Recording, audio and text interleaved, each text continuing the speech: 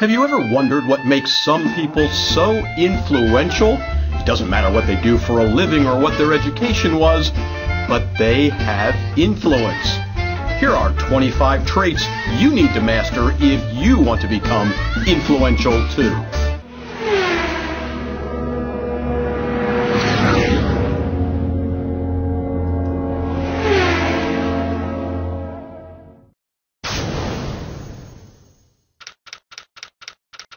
Number 19, travel.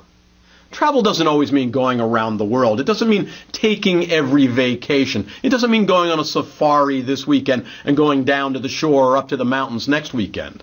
But it does mean getting out.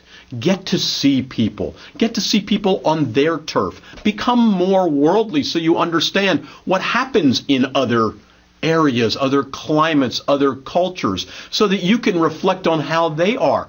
If you're presenting materials to a certain group of people, wouldn't it be nice to know what they're used to or how they feel or what certain words mean to them or what the food is that they generally would eat at a time like that? It's important.